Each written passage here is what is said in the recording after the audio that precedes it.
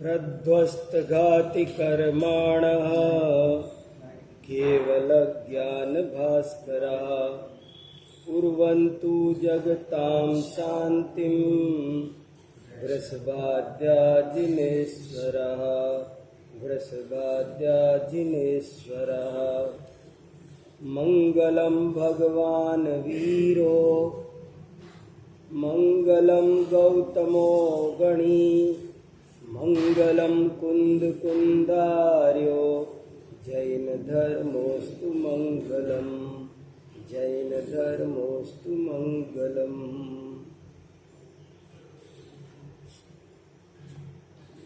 जैन धर्म जबरदस्त है, जबरदस्ती का नहीं है। जैन धर्म की बात कोई अद्भुत है। दुनिया में बहुत धर्म है, सैकड़ों धर्म दुनिया में चलते हैं, पर जैन धर्म हमको आपको भाग्य से मिला। और फिर भी अगर अपन जैन धर्म की महिमा नहीं समझ पाएंगे तो बहुत नुकसान हो जाएगा। अभी कितना बढ़िया सुनाया चेतन ने, जो श्लोक सुनाया कितना बढ़िया श्लोक है। मुझे बहुत आनंद आ रहा था ये सुना रहा था तो। सेठ धनंजय ने विशापहार स्तोत्र में कितनी बढ़िया बात लिखी कि हे भगवान, बहुत सारे लोग आपको पाके भी नहीं पा रहे हैं। क्या लिखा है उस श्लोक में कि हे भगवान, बहुत से लोग आपको पाके भी नहीं पा रहे हैं, छोड़ रहे हैं। क्यों नहीं पा रहे हैं? क्योंकि वे आपको भी शरीर से, बाह्य आडंबरों से, इनसे जानते हैं। आपकी वीतरागता से, आपकी सर्वज्ञता से आपको नहीं पहचानते हैं। कितना फर्क है। दुनिया के सब धर्मों की हालत देख लो, थोड़ी सी आंख खोल के देख लो। सब दुनिया को कोई कैसे प्रभावित कर रहा है, कोई कैसे प्रभावित कर रहा है। सब बहुत से लोग सब दुनिया पर हावी होना चाह रहे। हमारी संख्या बढ़ जाए, हमारी बढ़ जाए। कोई किसी का जबरदस्ती ब्रेन वॉश कर रहा है, कोई किसी को रुपए दे के अपने धर्म में खींच रहा है, कोई सुविधा दे रहा है। और लोभ दे दे करके कोई लोभ से लोगों को खींच रहे हैं, कोई डरा के धमका के अपने धर्म की संख्या बढ़ा रहे हैं, अनुयायियों की। पर जैन धर्म आपसे क्या कहता है? जैन धर्म आपसे कहता है आप अपना भला सोचो, आत्मा का भला सोचो। भगवान की पूजा किस लिए करना? भगवान को कोई फायदा है? अपन मंदिर आते हैं तो भगवान की इज्जत बढ़ती होगी, भाई कितने लोग आ रहे हैं। उनके लिए नहीं आना है, अपने लिए आना है। ऐसी सारी बात अब अपने को मिल गई, और फिर भी अपन अगर नहीं जागेंगे तो मिला हुआ भी नहीं। हाथ में आया सोना है, ये लिखा है उस श्लोक में। पाणौ कृतम हेम पुनस्त्यजंती। हाथ में आया हुआ सोना ठुकरा रे। इतना बढ़िया जैन धर्म मिला। क्या कह रहा है ये आपसे? आपसे क्या कह रहा है बताओ? क्या वो ये नहीं कह रहा, कोई और दुनियादारी की बात नहीं है। वो तो सिर्फ ये कह रहा है, देखो तुम अपने को पहचानो, तुम कौन हो? तुम राजा हो, चक्रवर्ती हो, तुम मेरे जैसे हो। क्या कह रहे हैं ये तीर्थंकर आपसे, हमसे? तुम मेरे नौकर बन जाओ, मेरे भक्त बन जाओ, मेरी सेवा करो, मेरी जय बोलो। ये कह रहे हैं क्या? ये कह रहे हैं अरे तुम है ना, तुम भी मेरे जैसे हो, पर तुम ये मोह में उलझ के, कीचड़ में उलझ के कैसे बन गए तुम? तुम क्या से क्या हो गए, शेर गधा बन गया है, शेर है।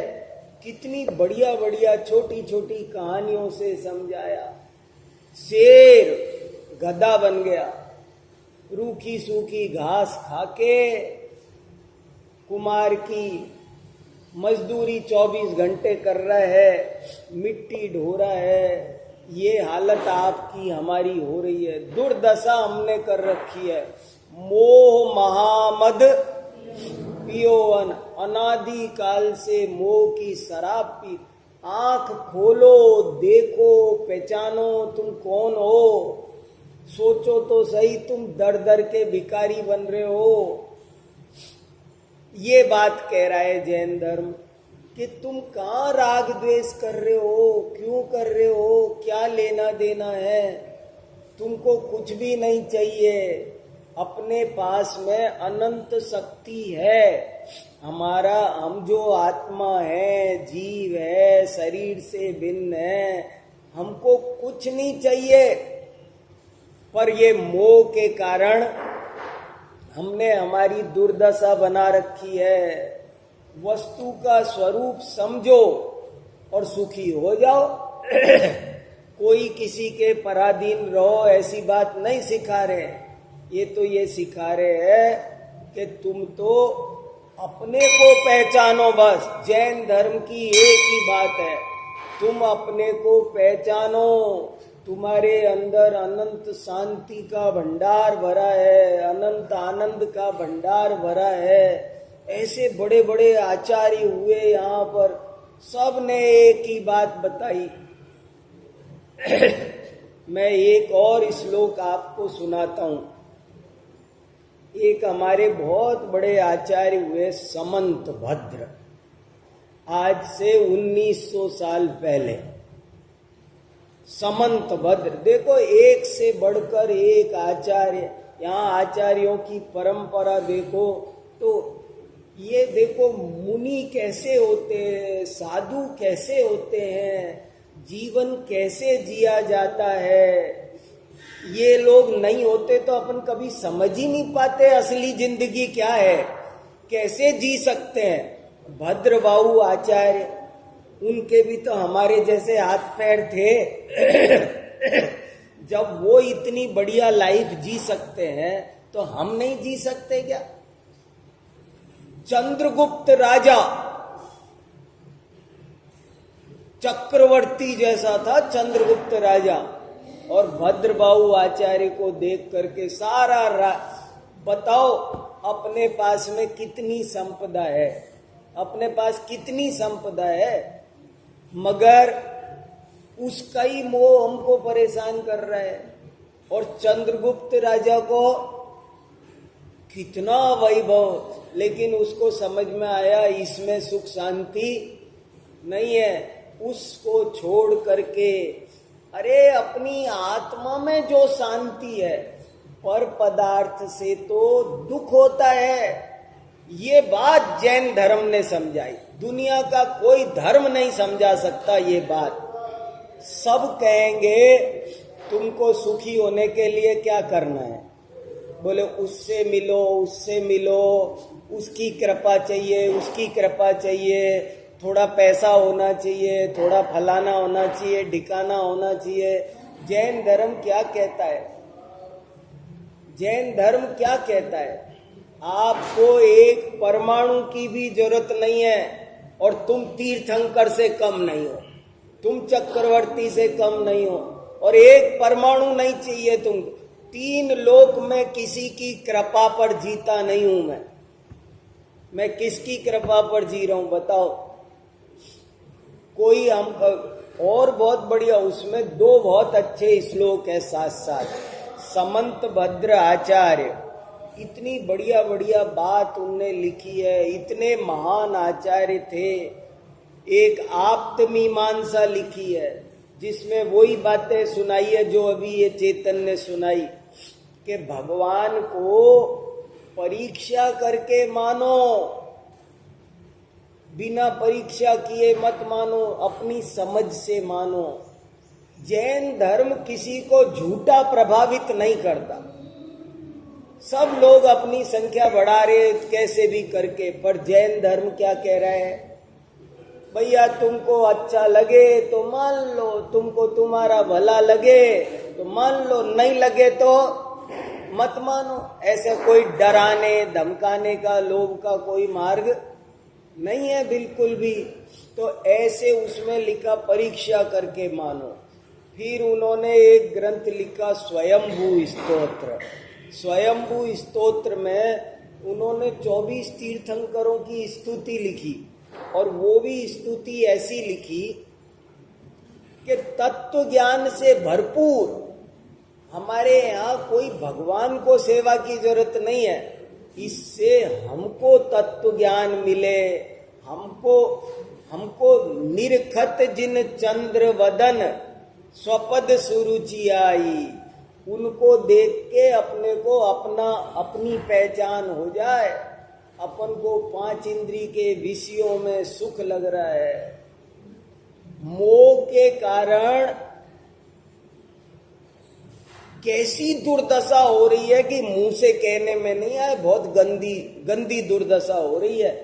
एक कहानी बड़े महाराज सुनाते थे, विद्यानंद जी, मेरे को वो भी बहुत अच्छी लगती है, कि एक सुअर था और वो गंदे झोड़ में लोट पलोट कर रहा था। गंदा झोड़, बदबूदार, लैट्रिन पेशाब का गंदा झोड़, उसमें लोट पलोट कर रहा था। ऊपर से कोई देवता जा रहे थे, आ रहे होंगे भगवान के समोसरण में से प्रवचन सुन के, तो लौट रहे थे घर की तरफ। तो नीचे नजर गई तो अरे बोले ये क्या दुर्दशा कर रखी है इसने, नाक में मुंह में पानी भर रहा है, गंदा गंदा बदबूदार। सो उतर के आए, और उतर के आके उससे कहा कि तू हमारे साथ चल, बैठ जा पीछे की सीट पे विमान में, तेरे को स्वर्ग में नंदनवन आनंद से रहना। तो कहने लगा कि चलूंगा, रुको 1 मिनट रुको, थोड़ा सा काम निबट जान दो। बोले क्या काम है? बोले मैं नहा रहा हूँ, नहा लूँ अच्छे से। बोले नहा ले भाई। 5 मिनट बाद कहा अब चल। तो बोले एक आखिरी डुबकी और लगा लूं। बोले लगा ले भाई, एक आखिरी डुबकी और लगा ले। फिर लगा ली। फिर बोले अब चल एक और लगा लूं। ऐसे लगाता गया, अब कई बार हो गया। तो आखिरकार वो देवता बोले कि देख भाई, तू ये बता तेरे को चलना है कि नहीं। अगर नहीं चलना हो ना तो कोई जबरदस्ती नहीं है। हमको तो तेरी दुर्दशा पे दया आई और जा रहे थे तो सोचा तेरे को ले चलते हैं, तो चल तू। तो कहने लगा चलता तो सही में, पर एक बात पूछनी थी पहले आपसे। बोले क्या? ये ऐसा झोड़ वहां है कि नहीं जहां तुम ले जा रहे हो? हाँ। तो बोले ये तो वहां नहीं है, ऐसी गंदी चीजें वहां नहीं। अरे तो फिर तुम ही जाओ, मैं नहीं जा रहा। हम सब भी मोह के दलदल में, कीचड़, मजा आ रहा है उसी दुकान में, उसी घर में, उसी कीचड़ में, 5 इंद्री के विषय भोग में। वो झोड़ है बदबूदार, मगर फिर भी उसी में मजा। थोड़ी देर यहाँ जिनवाणी सुन लेते और कहते हैं हाँ जाना तो है, बात तो सही है, आप बहुत बढ़िया हो, थैंक यू, आप उतर के आए, बढ़िया, बहुत अच्छी बात है, जाना तो है। हाँ, पर ये जरा बेटा बेटी इनकी शादी तो हो जाए पहला। तो हो गई, अब जरा पोता पोती इनका मुंडा तो देख लिया। अब ये तो अभी छोटा छोटा है, बहुत बुरी हालत है, मोह में जी उलझ रहा है। तो राग द्वेष छोड़ो, मोह में से बचो। देखो क्या लिखा उसमें, बिभेति मृत्युर्न ततोस्ति मोक्ष नित्यं शिवं वाञ्छति नास्य लाभ तथापि बालो भयकामवश्यो वृथा स्वयं तप्यत इत्यवादी। आगे आगे आ जाओ मत सब, कोई बात नहीं, माइक तो माइक ही है, आगे आ जाओ थोड़ा थोड़ा, बहुत जगह है।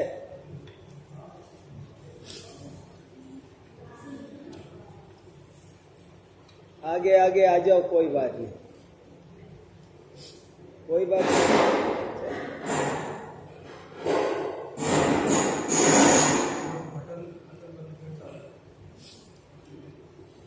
देखो भाई, ऐसे निस्वार्थ आचार्य आपको नहीं मिलेंगे। इनको कोई मतलब नहीं है, निष्प्रय हो करके आपका हमारा भला चाह करके वो हमको ये बात सुना रहे। इनको कोई फायदा है? काय को समंत भद्राचार्य कुंद कुंदाचार्य हमको जिनवाणी क्यों सुना रहे? बहुत करुणा है शुद्ध, आपका भला देखा नहीं जा रहा है, आपका दुख, इसलिए वो आपको हमको समझा रहे, और कोई उनको फायदा स्वार्थ उनका नहीं है। वो क्या लिख रहे देखो, ये जीव 24 घंटे मृत्यु से डरता है, पर डरने से कोई फायदा नहीं, बच सकता नहीं। आज तक कोई बचा है दुनिया में? कोई मृत्यु से बचा है? जातस्य ही ध्रुवम मृत्यु, कोई बचा है? आदमी ने कितने कितने उपाय बोले, साहब ये मृत्युंजय मंत्र है, इसका जाप करो। अरे भाई, कैसा मृत्युंजय मंत्र है? आज तक कोई मृत्यु को जीत पाया? कोई है? महामृत्युंजय है। अरे कितने भी बनाओ ना, मणि मंत्र तंत्र बहु होई, मरते न बचावे कोई। कहते अमृत है, अमृत पी लो। अरे अमृत होता ना, बेवकूफ बना रखा है हमको। अमृत कुछ नहीं होता, जिनवाणी अमृत होती है बस। अमृत नाम की कोई चीज दुनिया में होती तो एक आधा आदमी तो दिखता तब का, उस जमाने का कोई एक तो दिखता। रामायण के जमाने का, महाभारत के जमाने का कोई है? इसका मतलब है अमृत कुछ होता नहीं है, झूठ बोल रहे। मृत्यु से कोई बच सकता नहीं। कहाँ गए चक्री जिन जीता? कोई नहीं बचे। तो हम और आप मौत से डरते रहते हैं, लेकिन बच सकते नहीं। बिभेति मृत्युर्न ततोस्ति मोक्ष नित्यम शिवम वांछति नास्य लाभ। और ये आदमी 24 घंटे कुछ चाहता है, ये मिल जाए, ये लाभ हो जाए, वो लाभ हो जाए, मगर लाभ इसके चाहने से होता, इसकी इच्छा से कोई लाभ होता? लाभ कोई होना हो, सहज संयोग जैसा सुनाया, सब द्रव्यों का सहज परिणमन सदा सहज ही होता है। तुम्हें नहीं कुछ करना है, बस सहज जानते रहना है। तो लाभ होना हो तो होता है, पर इसके चाहे से लाभ होता नहीं है। पर ये जीव 24 घंटे या तो भय से या आशा से बंधा हुआ द्वंद में, दो पाटों की चक्की में पिस रहा है। इसको देखो, दो पाट की चक्की में पिस रहा है। इसको डर भी लगता है और इसको चाहिए भी। दोनों तरह की बुरी, बहुत बुरी। आपको हमारे अंदर का दुख पता नहीं है। आपको हमको क्या लग रहा है? अपन तो बड़े सुख है। कोई पूछे और साहब क्या हाल? आनंद है जी, आनंद दिख रहा है इसको जोड़ में। नहीं कोई पूछे, राजी खुशी पूछते हैं ना, और जी कहीं हाल चाल, सब आनंद है जी, आनंद ही आनंद है, बताओ। और आचार्य क्या कह रहे हैं? आनंद मछली जैसे तड़पती है ऐसे तड़प रहे हो, तुमको होश नहीं है, तुमको भट्टी में पड़े हो, तड़प रहे हो, जल रहे हो, धधक रहे हो, और दिखता नहीं है, समझ में नहीं आ रहा है कि हम दुखी है। दुखी है और दुखी लग नहीं रहा है, सुखी होगा कैसे? पहले ये तो लगे। ऐसे लिखा है प्रवचन सार में, पूड़ी को खोलते तेल में पड़ता, पूड़ी को खोलते तेल में पड़, तो वो पूड़ी है ना, जैसे ही फूली ना, तो पूड़ी से पूछा कैसा लग रहा है? बोले नाच रही हूं। गरम तेल में खोल रही है और क्या कह रही है? नाच रही हूं, मजा आ गया, फूल गई। ऐसे इस जीव की हालत है। ये इच्छाओं में क्रोध, मान, माया, कितने बिच्छू लग रहे हैं, और उनमें ये बहुत बुरी तरह तड़प रहा है। दो पार्टों के बीच, और दो पार्ट के बीच पिस रहा है। दो पार्ट के बीच कैसे? इसको गुलाब जामुन खानी भी है और डर भी लग रहा है, खा ले में पेट भर के, खाया भी नहीं जा रहा है और छोड़ा भी नहीं जा रहा है। देखो क्या हालत है। ये लिखा है इस श्लोक में, क्या लिखा है कि ये जीव एक तरफ से तो भय से परेशान है, और दूसरी तो भय लग रहा है तो छोड़ना। अकेला भय होता तो भी काम चल जाता, और अकेली आशा होती तो भी काम चल जाता। खा ले फिर पेट भर के, खूब का काहे की चिंता कर रहा है? खूब रखे गुलाब जामुन भगोना भर के, खा ले, तू ही खा ले, पूरे खा सकता है, खा ले। नहीं, तो खाया भी नहीं जा रहा है। एक तरफ से भय और एक तरफ से आशा। मेरे को तो एक उदाहरण बहुत अच्छा लगता है कि एक पिंजरा इधर रखो, एक पिंजरा इधर रखो, दो पिंजरे हैं। एक पिंजरे में चूहा है और एक पिंजरे में बिल्ली है। दो पिंजरे रखो आमने सामने आसपास। एक पिंजरे में कौन? चूहा, और एक पिंजरे में बिल्ली।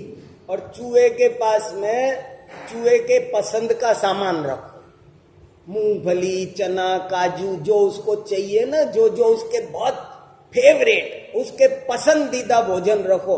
पानी की कटोरी भी रखो, और पिंजरे में बंद रख दिया चूहा।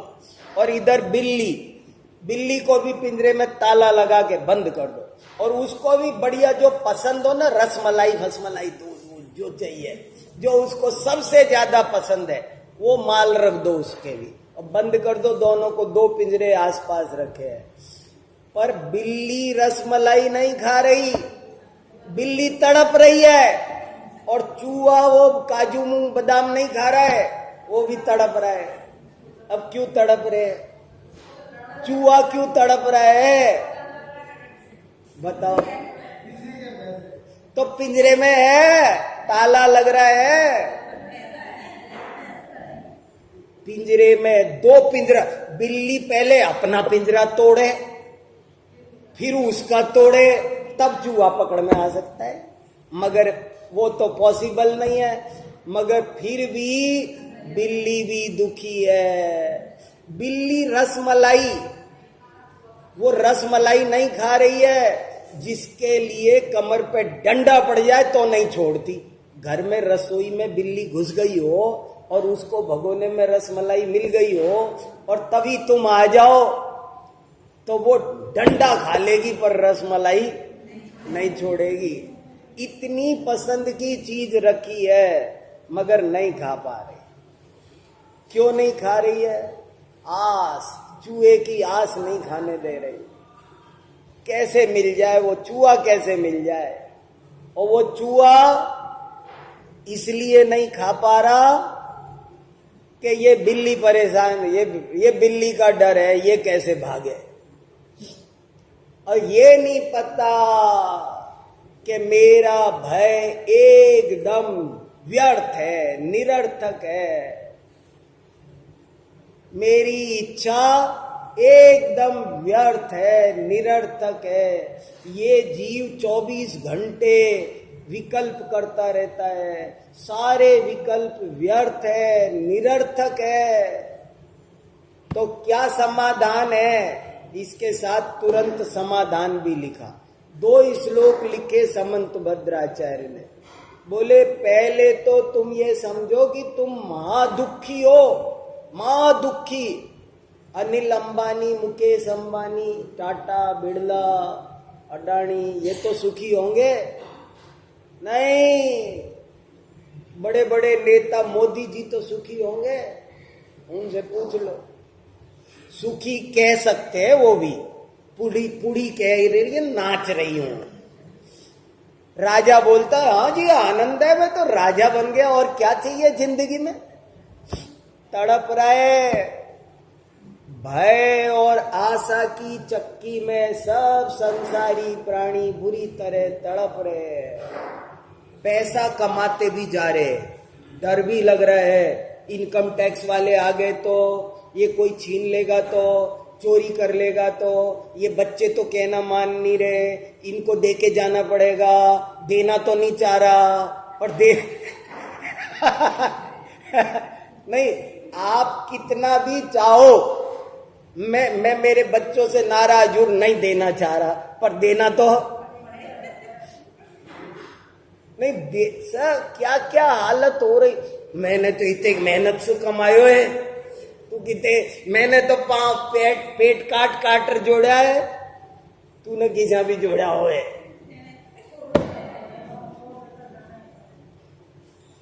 ये जीव भय से दुखी, आशा से दुखी और महादुखी पिस रहा है 24 घंटे।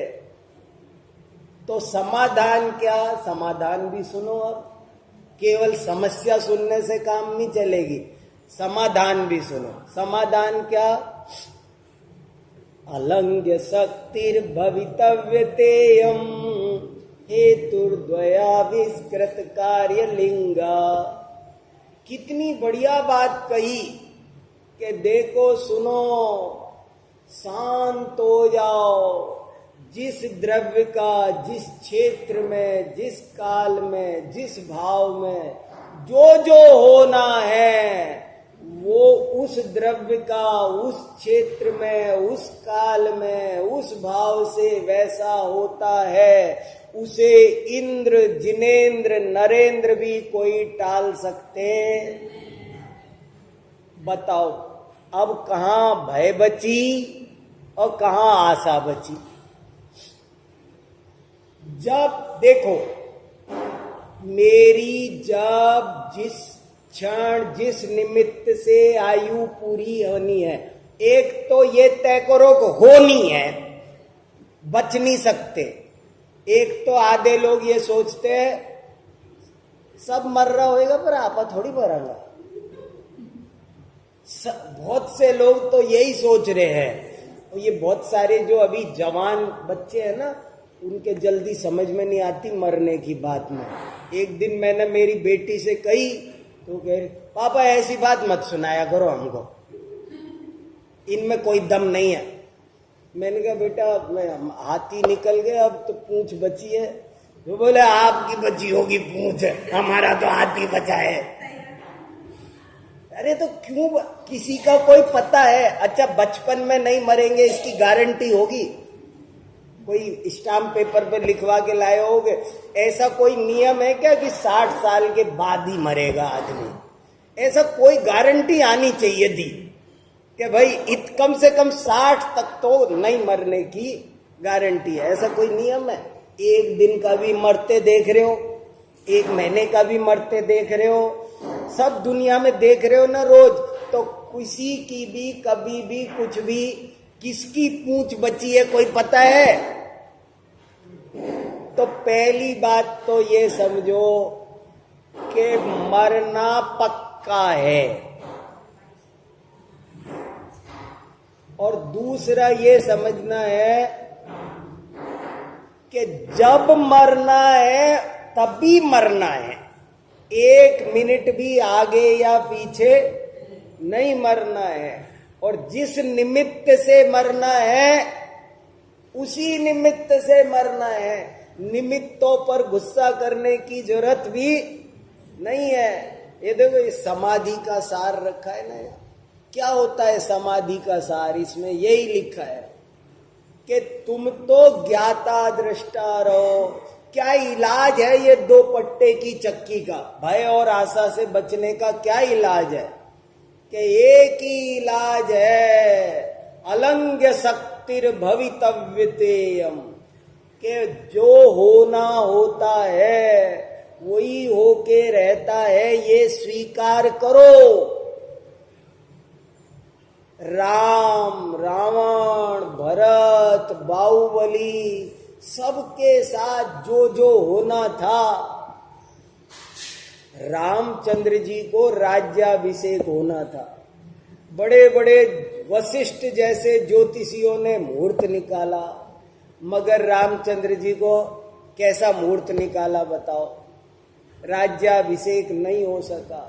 सब उपाय थोते हैं, ज्योतिष का, मंत्र का, तंत्र का, पर जो होना हो, जब जो होना।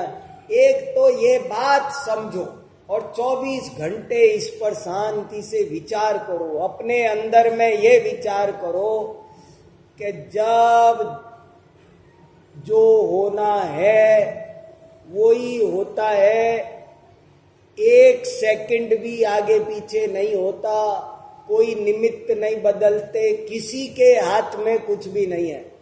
कोई मेरा भला कर देगा, कोई नहीं कर, सारी दुनिया मिलकर हमारा भला नहीं कर सकती, सारी दुनिया मिलकर हमारा बुरा नहीं कर सकती। अब ये बात सोचो, समझो और जचे तो जचाओ अंदर में। जचना थोड़ा सा कठिन है क्योंकि अनादि से आदत पड़ रही है। जब नौकरी मिलनी होगी तब मिलेगी, जहां मिलनी होगी तब मिलेगी। जितने नंबर आने होंगे तुमको पता नहीं है, पर केवल ज्ञानी को तो पता है। उनके केवल ज्ञान में सब झलका है ना। पाणौ कृतम हेम पुनस्त्यजंती, सर्वज्ञ भगवान मिल गए और सर्वज्ञता पर श्रद्धा नहीं है तो क्या मिले? फिर क्या मिले? उनके केवल ज्ञान में सब झलक गया ना। नहीं, बताओ, आप ये बताओ, मेरी आयु कहाँ पूरी होनी होगी? यहाँ गांव में पैद पूरी होगी कि दिल्ली में होगी कि कहीं सफर में होगी कि कहीं जिनवाणी पढ़ते होगी? कब ये काया छूटेगी? जिस क्षण जिस निमित्त से छूटनी होगी। मैं तो मेरी कह रहा हूं, पर सबकी तो यही बात है ना। और जो मिलना होगा, सम्यक दृष्टि अंदर से ना कुछ चाहता है, ना अंदर से कभी कुछ डरता है, अंदर से परम शांत रहता है। और ये दुनिया में जो कुछ बोलता है, करता है, सब नाटक की तरह नाटक चलता रहता है। नाटक में जैसे राम बना, रावण बना, जो जैसे बना। मेरे को आजकल ये विषय बहुत चल रहा है दिमाग में, क्रमबद्ध पर्याय। बिल्कुल पक्की बात है। अच्छा ये बताओ, अभी कौन सा काल चल रहा है? 5वां। इस समय 5वां काल चल रहा है। सारी दुनिया मिलके, अमेरिका सब एक हो जाए। कोई ऐसा उपाय कर सकते हैं कि 5वें के बाद छठा ना आए, चौथा आ जाए? कितना अच्छा हो ना, चौथा आ जाए तो। सब मिल करके उपाय करो, चौथा काल आ जाए फिर से अपने देश में, तो कितना बढ़िया रहे। फिर से तीर्थंकर देखने मिलेंगे। ऐसा हो सकता है कुछ? कितना भी उपाय करो, कोई कुछ करो, कोई लाख करे चतुराई, कर्म का लेख मिटे ना रे भाई। सीता के भाग्य में जो लिखा था, चंदना अंजना, अरे सारा दुख खत्म हो जाएगा चुटकियों में। अगर आप ये समझोगे कि जो होना है सो हो रहा है, ये तो सब नाटक है। नाटक का दुख दुख नहीं होता। नाटक में पत्नी खोती है तो दुख होता है क्या? नाटक में नाटक कर रहे मैं राम बनाऊं और कह रहा हूं अरे छाती पीट के मेरी सीता कहां चली गई, रो रहा हूं, दुख हो रहा होगा? कुछ नहीं हो रहा है। नहीं, नाटक में कोई, मान लो ये भी नाटक में एक पात्र बना, मैं भी बना, और किसी रोल में इसको मेरे थप्पड़ मारना था। ये मेरा भतीजा है छोटा, मैं इसका ताऊ जी, और इसको मेरे थप्पड़ मारना है। लेकिन ये थप्पड़ मारेगा तो मैं नाराज होऊंगा, दुख हो। मैं इसको उल्टा सिखाऊंगा कि देख बेटा, तू उस समय झिझकना नहीं, तू ताऊ जी मत देखना उस समय। इसको उल्टा सिखाऊंगा कि देख, तू उस समय मेरे को ऐसे मत समझना कि ये ताऊ जी है, ताऊ जी के कैसे थप्पड़ मारू। नहीं, वो अपन नाटक कर रहे हैं, वो मारना। और बढ़िया वो माना जाएगा जिसमें तू झिझकेगा नहीं। क्या क्या खेल है। नाटक का थप्पड़ जैसे दुख नहीं देता, ऐसे ही सम्यक दृष्टि को कितने भी दुख मिले, वो ये जानता है नाटक चल रहा है। जो जो कर्म का लेख है वो रोता भी रहेगा और ज्ञाता भी रहेगा। नरक में दुख पाएगा, खूब दुख आते हैं। सम्यक दृष्टियों को दुख नहीं आते क्या? आते। आंख में आंसू भी आ जाता है, आ जाओ, डर भी लगता है, लेकिन वो ये जानता है ये सब पर्याय का सत्य है। अंदर से वो ठंडा रहता है बिल्कुल। उसको ना कोई भय है ना कोई आशा है। तो ये बात हमको आपको सबको समझ में आनी चाहिए। संसार में मोह मत बढ़ाओ, इच्छाएं मत करो, राग द्वेष करो ही मत। राग द्वेष, गर्मी पड़ रही है तो पड़ रही है, बरसात हो रही है तो हो रही है। तुम क्यों चिंता कर रहे हो? फालतू की बात सोच सोच करके अपन दुखी है। जो है सब ठीक है, जो होता है होनी कभी टलती नहीं और अनहोनी कभी होती नहीं। ज्ञाता दृष्टा रहो तो दुख मिटेगा और कोई उपाय नहीं है। चलो, दुर्लभ सुनाएगा कुछ। भजन सुना रहे थे ना क्या? अच्छा,